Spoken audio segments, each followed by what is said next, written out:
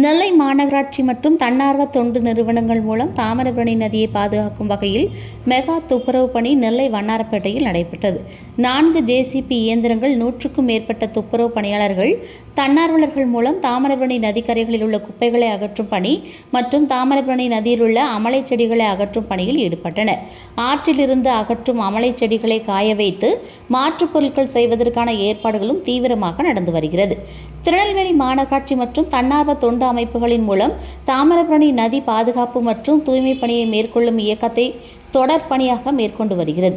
நெல்லை மாநகர பகுதிகளில் உள்ள தாமிரபரணி நதிக்கரைகள் வாரந்தோறும் சுத்தம் செய்யும் கூட்டு பணிகள் நடந்து வரும் நிலையில், நெல்லை வண்ணாரப்பேட்டை பேராத்து செல்வியம்மன் திருக்கோவில் தாமிரபரணி நதிக்கரைகளை சுத்தம் செய்யும் பணியில் மாநகராட்சி அதிகாரிகள் மற்றும் தன்னார்வ தொண்டு நிறுவனங்கள் துப்புரவு பணியாளர்கள் ஈடுபட்டனர்.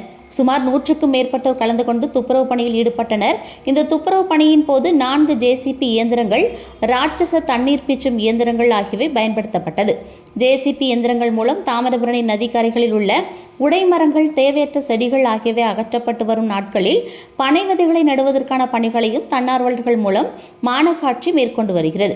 மேலும் தாமிரபரணி நதிக்குள் உள்ள அமலை செடிகளை துப்புரவு பணியாளர்கள் மற்றும் தன்னார்வலர்கள் மூலம் அகற்றி அதனை காய வைத்து மாற்றுப் பொருட்கள் செய்வதற்கான பணிகளையும் மாநகராட்சி மூலம் அதிகாரிகள் மேற்கொண்டு வருகின்றனர்.